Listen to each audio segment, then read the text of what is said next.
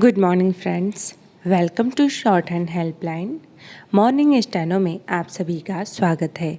तो इस सीरीज़ का यह 6वां डिक्टेशन है। डेली डिक्टेशन मिल सके इसके लिए प्लीज़ चैनल को सब्सक्राइब कर लीजिए और बगल में जो बेल आइकन है उसे दबाना बिल्कुल भी ना भूलें, ताकि जो भी वीडियोस हम अपलोड करें उसके नोटिफिकेशन सबसे पहले आपको मिल जाए। तो चलिए स्टार्ट करते हैं। हमेशा की तरह 80 शब्द प्रति मिनट, 90 शब्द प्रति मिनट और 100 शब्द प्रति मिनट के 10 मिनट का डिक्टेशन। 80 शब्द प्रति मिनट डिक्टेशन स्टार्ट होगा कुछ ही सेकंड बाद और इसकी आउटलाइंस के PDF आपको टेलीग्राम में सेंड कर दी जाती है। इसके अलावा इंस्टाग्राम हिंदी स्टेनो पर भी अपडेट की जाती है, तो आप कहीं से भी लिख सकते हैं। तो चलिए स्टार्ट करते हैं। स्टार्ट होगा 3 सेकंड बाद। स्टार्ट।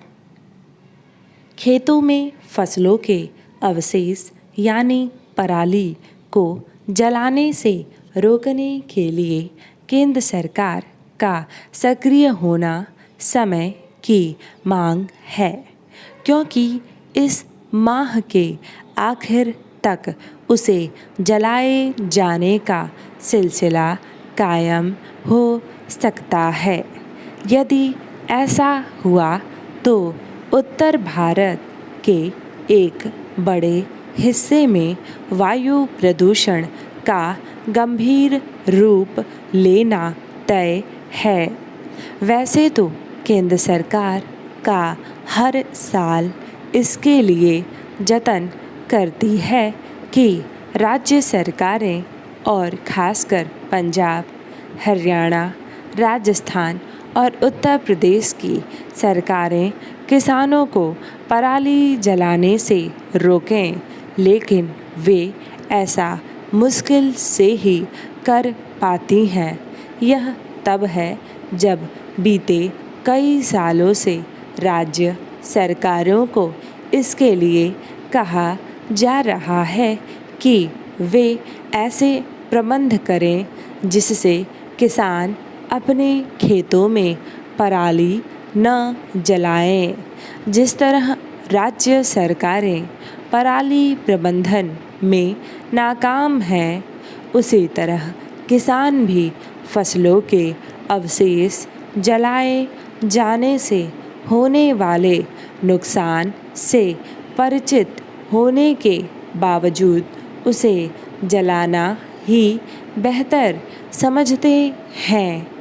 पहले यह समस्या पंजाब, हरियाणा, राजस्थान और पश्चिमी उत्तर प्रदेश तक ही सीमित थी, लेकिन अब देश के अन्य हिस्सों में भी फसलों और खासकर धान के अवशेष जलाए जाने का सिलसिला कायम हो गया है। इसका एक कारण फसलों के अवशेष की उपयोगिता न रह जाना और दूसरा उसके निस्तारण की कोई ठोस व्यवस्था न हो पाना है। यदि फसलों के अवशेष के निस्तारण की कोई व्यवस्था नहीं की जाती तो उसे जलाए जाने से रोकना मुश्किल ही होगा। पैरा इससे संतुष्ट नहीं हुआ जा सकता कि केंद्र सरकार ने उन राज्यों की बैठक बुलाई है जहां पराली बड़े पैमाने पर जलाई जाती है, क्योंकि इस तरह की बैठकें पहले भी होती रही हैं और अभी तक के नतीजे कोई बहुत उम्मीद नहीं जगाते। इस बार तो इसकी भी आशंका है कि किसान संगठनों के आंदोलनरत रहने के कारण राज्य सरकारें किसानों को पराली जलाने से रोकने में कामयाब नहीं होने वाली। यदि वे पराली दहन के खिलाफ सख्ती बरतती हैं तो किसान संगठन उसकी व्याख्या इस रूप में कर सकते हैं कि किसानों को परेशान किया जा रहा है। एक निराशाजनक बात यह भी है कि वायु गुणवत्ता आयोग विभिन्न राज्यों के पराली एक्शन प्लान से संतुष्ट नहीं है। उसने पंजाब, हरियाणा और उत्तर प्रदेश के प्लान में संशोधन करने का निर्देश दिया है। उम्मीद है कि यह संशोधन सही तरह होगा और उस पर ढंग से अमल भी होगा। इसके साथ ही यह भी आवश्यक है कि केंद्र और राज्य सरकारें वायु प्रदूषण बढ़ाने वाले अन्य कारणों की पहचान कर उनका भी निवारण करें। इस काम में भी वैसी ही सक्रियता दिखाई जानी चाहिए जैसी पराली जलाने से रोकने के लिए दिखाई जा रही है। 80 शब्द प्रति मिनट डिक्टेशन समाप्त हुआ। अब बारी है 90 शब्द प्रति मिनट के डिक्टेशन का। दोनों एडिटोरियल अलग अलग लिया जाता है, तो अगर आप चाहें तो दोनों को लिख सकते हैं और 10 मिनट की जो डिक्टेशन ली जाती है उसमें दोनों एडिटोरियल को मिक्स किया जाता है। तो जैसा कि आप जानते हैं एडिटोरियल सभी एग्ज़ाम में बहुत ही इंपॉर्टेंट होता है, तो इस डिक्टेशन को ज़रूर लिखें और ट्रांसलेट करने के लिए वेबसाइट ओपन कर सकते हैं और आज का डेट सेलेक्ट कर सकते हैं। 90 शब्द प्रति मिनट डिक्टेशन स्टार्ट होगा 3 सेकेंड बाद।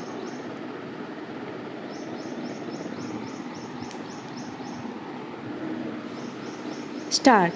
संसाधनों की कमी की वजह से अगर न्यायाधिकरणों का कामकाज बाधित होता है तो इसे केवल लापरवाही का मामला नहीं माना जाना चाहिए, बल्कि यह सरकार की कमज़ोर इच्छा शक्ति का भी सबूत है। न्याय प्रक्रिया की जटिलता को आसान बनाने और उस पर बोझ को कम करने के लिए अर्ध न्यायिक संस्थाओं के रूप में न्यायाधिकरणों का ढांचा खड़ा किया गया था। कई स्तरों पर इसके सकारात्मक नतीजे भी देखे गए, लेकिन आज हालत यह है कि इन न्यायाधिकरणों में बड़ी तादाद में खाली पड़े पदों पर नियुक्ति नहीं किए जाने की वजह से इनके कामकाज में बाधा आ रही है। ये न्यायाधिकरण पीठासीन अधिकारी, न्यायिक और तकनीकी सदस्यों की गंभीर कमी से जूझ रहे हैं। अंदाज़ा लगाया जा सकता है कि अलग अलग न्यायाधिकरणों के जिम्मे जो काम होगा वह किस पैमाने पर बाधित हो रहा होगा, जबकि इस तरह का तंत्र गठित किए जाने के बाद सरकार को अपनी ओर से सक्रिय और संवेदनशील होकर इसके बेहतर नतीजे का दायरा निर्मित करना चाहिए, ताकि जनता और संबंधित पक्षों का इस पर भरोसा कायम रह सके। मगर इसके प्रति सरकारी उदासीनता ने एक गंभीर स्थिति पैदा कर दी है। पैरा, यह स्थिति न समूचे तंत्र के लिए अच्छी है, न इससे सरकार की छवि बेहतर होती है, लेकिन सरकार को यह ख्याल रखना चाहिए था कि इस संदर्भ में कम से कम वह अदालत के रुख पर गंभीरता दिखाती। यह बेवजह नहीं है कि इस मसले पर सोमवार को सुप्रीम कोर्ट ने सरकार को कड़ी फटकार लगाई। अदालत ने अपना सख्त रवैया दिखाते हुए साफ लहजे में कहा कि केंद्र सरकार न्यायाधिकरणों में नियुक्ति नहीं करके इन अर्ध न्यायिक संस्थाओं को शक्तिहीन कर रही है। अदालत ने कहा कि वह केंद्र सरकार के साथ किसी तरह का टकराव नहीं चाहती, मगर चाहती है कि बड़ी संख्या में रिक्तियों की वजह से समस्याओं का सामना कर रहे न्यायाधिकरणों में केंद्र कुछ नियुक्तियां करे। दरअसल किसी भी सरकार के लिए शीर्ष अदालत की इस तरह की टिप्पणी असहज कर देने वाली होनी चाहिए, मगर अफसोस की बात यह है कि लंबे समय से ऐसी स्थिति बने रहने के बावजूद इस ओर कोई ठोस पहल करना संबंधित महकमों को जरूरी नहीं लग रहा। सवाल है कि क्या सरकार संसाधनों की कमी और जरूरी नियुक्तियों के अभाव का न्यायाधिकरणों के कामकाज पर पड़ने वाले असर से अनजान है। पैरा गौरतलब है कि अर्धन्यायिक संस्था के रूप में काम करने वाले न्यायाधिकरण सेवा मामले, टैक्स, पर्यावरण पर प्रशासनिक फैसलों या वाणिज्यिक कानून आदि से जुड़े मामलों का निपटारा करते हैं।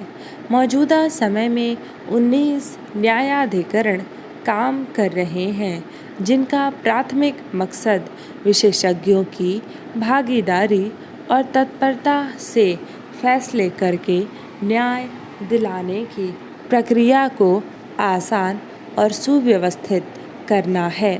मगर हालत यह है कि पिछले करीब 4 साल से किसी भी न्यायाधिकरण में नई न्यायिक नियुक्ति नहीं हो पाई है।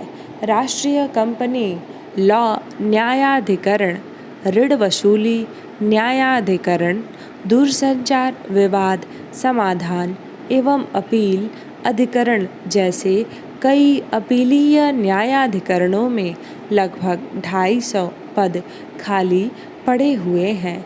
शीर्ष अदालत की ओर से न्यायाधिकरणों के कामकाज के सुचारू संचालन के लिए बार बार दिशा निर्देश जारी किया जा चुका है, लेकिन सरकार को उन पर अमल करना जरूरी नहीं लगता। अदालत जब भी इस मसले पर सरकार से सवाल करती है, यह जवाब देकर अपना दायित्व पूरा मान लिया जाता है कि नियुक्ति का काम प्रक्रिया में है। पिछले महीने अदालत ने सरकार को न्यायाधिकरणों में नियुक्ति के लिए 10 दिन का समय दिया था, लेकिन अफसोस की बात यह है कि अब भी अदालत में सरकार कोई उचित जवाब दे सकने की दशा में नहीं है। 90 शब्द प्रति मिनट डिक्टेशन समाप्त। अब बारी है 100 शब्द प्रति मिनट के डिक्टेशन की, जो कि होगा 1022 वर्ड्स का, जिसमें फुल स्टॉप एंड के पैरा एंड कॉमा भी बोला जाएगा एग्ज़ाम के अकॉर्डिंग। और हाँ, बात करें कि आप लोग कहते हैं कि हमें ज्वाइन करना है, उसका फ़ोन नंबर नहीं है, तो फ़ोन नंबर की ज़रूरत नहीं है। आप PDF जब ओपन करेंगे तो उसमें लिखा है SMS हियर, जहाँ पे मैं ओपन दिखा रही हूँ ब्राउज़ करके, SMS हियर टू ज्वाइन। तो जैसे ही इस पर आप क्लिक करेंगे हैप्पी स्टेनो पे, तो आप डायरेक्ट हमारे व्हाट्सएप पर पहुँच जाएंगे और वहाँ आप हमें मैसेज कर पाएंगे कि आपको हैप्पी स्टेनो ज्वाइन करनी है। और इंस्टाग्राम की बात करें तो हैप्पी स्टेनोग्राफी और हिंदी स्टेनो दोनों ऑफिशियल पेज का लिंक यहाँ पे दिया गया है। ये सारे जो वर्ड्स हैं उसको लिंक किया गया है, तो जैसे आप इस पर क्लिक करेंगे आप वहाँ पे पहुँच जाएंगे। और ये यूट्यूब की लिंक दी गई है, short hand helpline, steno helpline और हैप्पी स्टेनोग्राफी तीनों की। तो चलिए अब स्टार्ट करते हैं 100 शब्द प्रति मिनट का डिक्टेशन लिखने से पहले अगर आप भूल गए हैं कि अभी तक लाइक नहीं किया है तो प्लीज़ लाइक कर दीजिएगा।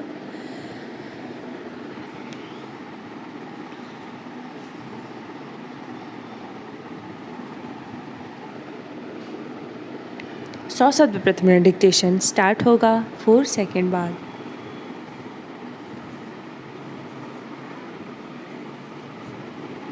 स्टार्ट। खेतों में फसलों के अवशेष यानी पराली को जलाने से रोकने के लिए केंद्र सरकार का सक्रिय होना समय की मांग है, क्योंकि इस माह के आखिर तक उसे जलाए जाने का सिलसिला कायम हो सकता है। स्टॉप। यदि ऐसा हुआ तो उत्तर भारत के एक बड़े हिस्से में वायु प्रदूषण का गंभीर रूप लेना तय है। स्टॉप। वैसे तो केंद्र सरकार हर साल इसके लिए जतन करती है कि राज्य सरकारें और खासकर पंजाब, हरियाणा, राजस्थान और उत्तर प्रदेश की सरकारें किसानों को पराली जलाने से रोकें, लेकिन वे ऐसा मुश्किल से ही कर पाती हैं। स्टॉप। यह तब है जब बीते कई सालों से राज्य सरकारों को इसके लिए कहा जा रहा है कि वे ऐसे प्रबंध करें, जिससे किसान अपने खेतों में पराली न जलाएं। स्टॉप। जिस तरह राज्य सरकारें पराली प्रबंधन में नाकाम हैं, उसी तरह किसान भी फसलों के अवशेष जलाए जाने से होने वाले नुकसान से परिचित होने के बावजूद उसे जलाना ही बेहतर समझते हैं। स्टॉप। पहले यह समस्या पंजाब, हरियाणा, राजस्थान और पश्चिमी उत्तर प्रदेश तक ही सीमित थी, लेकिन अब देश के अन्य हिस्सों में भी फसलों और खासकर धान के अवशेष जलाए जाने का सिलसिला कायम हो गया है। स्टॉप। इसका एक कारण फसलों के अवशेष की उपयोगिता न रह जाना और दूसरा, उसके निस्तारण की कोई ठोस व्यवस्था न हो पाना है। स्टॉप। यदि फसलों के अवशेष के निस्तारण की कोई व्यवस्था नहीं की जाती तो उसे जलाए जाने से रोकना मुश्किल ही होगा। Stop para. इससे संतुष्ट नहीं हुआ जा सकता कि केंद्र सरकार ने उन राज्यों की बैठक बुलाई है, जहां पराली बड़े पैमाने पर जलाई जाती है, क्योंकि इस तरह की बैठकें पहले भी होती रही हैं और अभी तक के नतीजे कोई बहुत उम्मीद नहीं जगाते। स्टॉप। इस बार तो इसकी भी आशंका है कि किसान संगठनों के आंदोलनरत रहने के कारण राज्य सरकारें किसानों को पराली जलाने से रोकने में कामयाब नहीं होने वाली। स्टॉप। यदि वे पराली दहन के खिलाफ सख्ती बरतती हैं तो किसान संगठन उसकी व्याख्या इस रूप में कर सकते हैं कि किसानों को परेशान किया जा रहा है। एक निराशाजनक बात यह भी है कि वायु गुणवत्ता आयोग विभिन्न राज्यों के पराली एक्शन प्लान से संतुष्ट नहीं है। स्टॉप। उसने पंजाब, हरियाणा और उत्तर प्रदेश के प्लान में संशोधन करने का निर्देश दिया है। स्टॉप। उम्मीद है कि यह संशोधन सही तरह होगा और उस पर ढंग से अमल भी होगा। स्टॉप। इसके साथ ही यह भी आवश्यक है कि केंद्र और राज्य सरकारें वायु प्रदूषण बढ़ाने वाले अन्य कारणों की पहचान कर उनका भी निवारण करें। स्टॉप। इस काम में भी वैसी ही सक्रियता दिखाई जानी चाहिए जैसी पराली जलाने से रोकने के लिए दिखाई जा रही है। Stop para. संसाधनों की कमी की वजह से अगर न्यायाधिकरणों का कामकाज बाधित होता है, तो इसे केवल लापरवाही का मामला नहीं माना जाना चाहिए, बल्कि यह सरकार की कमज़ोर इच्छा शक्ति का सबूत है। स्टॉप। न्याय प्रक्रिया की जटिलता को आसान बनाने और उस पर बोझ को कम करने के लिए अर्ध न्यायिक संस्थाओं के रूप में न्यायाधिकरणों का ढांचा खड़ा किया गया था। स्टॉप। कई स्तरों पर इसके सकारात्मक नतीजे भी देखे गए। स्टॉप। लेकिन आज हालत यह है कि इन न्यायाधिकरणों में बड़ी तादाद में खाली पड़े पदों पर नियुक्ति नहीं किए जाने की वजह से इनके कामकाज में बाधा आ रही है। स्टॉप। ये न्यायाधिकरण पीठासीन अधिकारियों, न्यायिक और तकनीकी सदस्यों की गंभीर कमी से जूझ रहे हैं। स्टॉप। अंदाज़ा लगाया जा सकता है कि अलग अलग न्यायाधिकरणों के जिम्मे जो काम होगा, वह किस पैमाने पर बाधित हो रहा होगा। स्टॉप।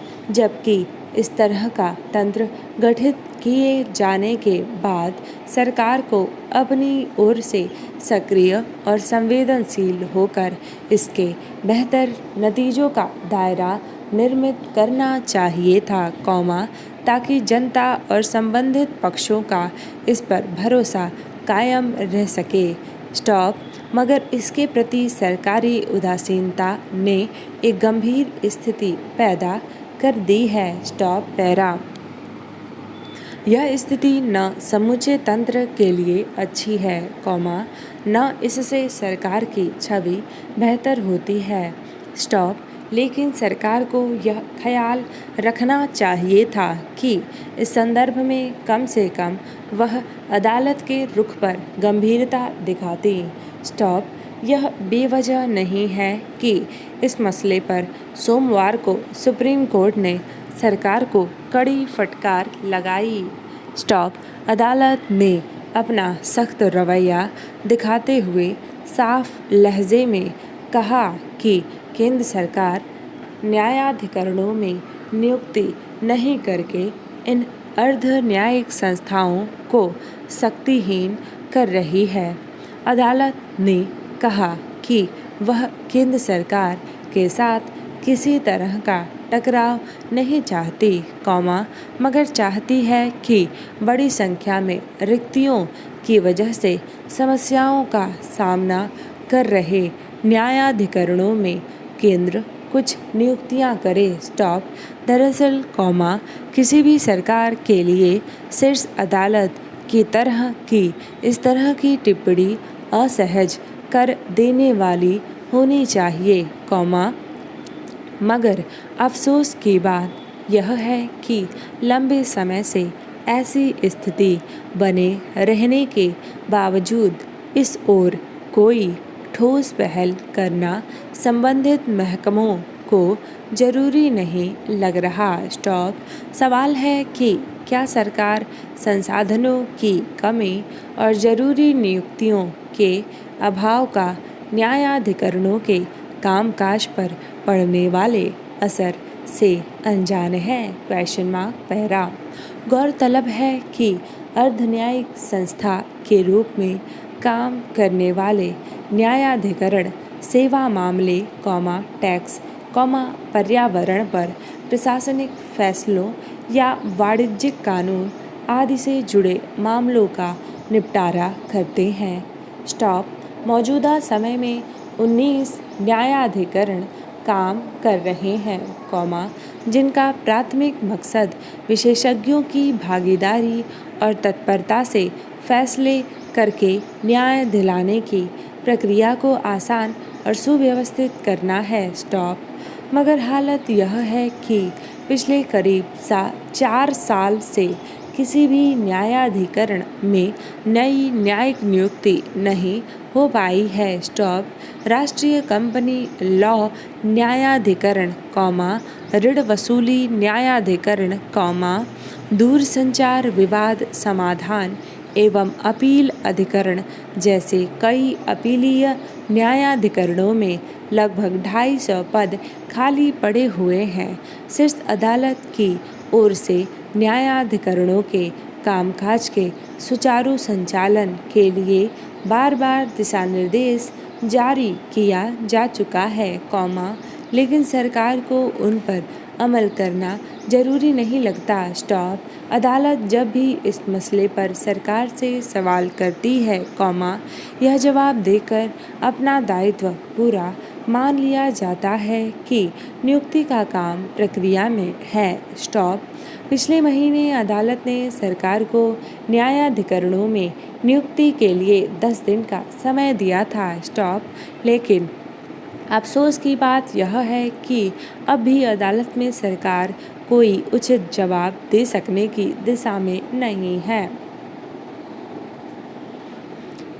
डिक्टेशन समाप्त हुआ। मिलते हैं नेक्स्ट वीडियो में। टिल देन अपना ख्याल रखिए और हाँ, हमें इंस्टाग्राम पर ज़रूर फॉलो करिए। यहाँ पे यूज़र आईडी दी गई है, आप इसे डायरेक्ट सर्च करके हमें फॉलो कर सकते हैं, या फिर हमने जो दूसरा मेथड बताया यहाँ पे क्लिक करके हमें फॉलो कर सकते हैं।